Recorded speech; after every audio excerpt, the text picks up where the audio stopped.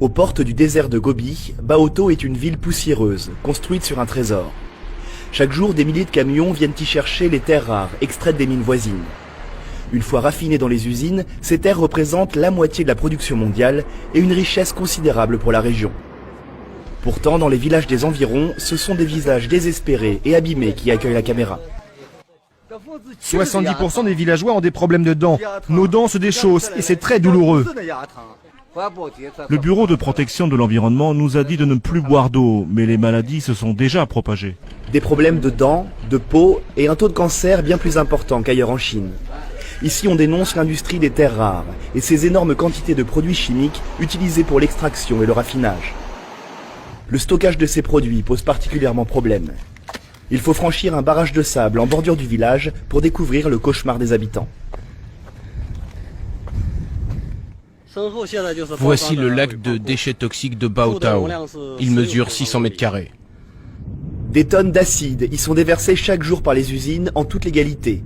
Et des études ont révélé la présence de thorium, un élément hautement radioactif. La contamination arrive par les nappes phréatiques ou par l'air que l'on respire. Quand il y a un vent du sud ou du sud-est, il apporte beaucoup de poussière dans les champs.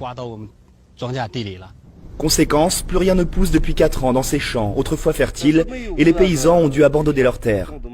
Ce genre de pollution, issue des terres rares, existe dans d'autres provinces chinoises, mais la situation de Baotou et de son barrage est particulièrement inquiétante. Le problème, c'est que c'est très mal construit. Si jamais le mur s'effondre, le fleuve jaune n'est qu'à 10 km du lac. Cela pourrait avoir un impact catastrophique sur l'environnement, non seulement sur le fleuve jaune, mais aussi sur tous les alentours. Toutes les étapes du processus d'extraction de terres rares sont nocives pour l'environnement. La Chine semble aujourd'hui prendre conscience de ces problèmes de pollution. Pékin souhaite réduire et concentrer sa production de terres rares pour la rendre plus propre.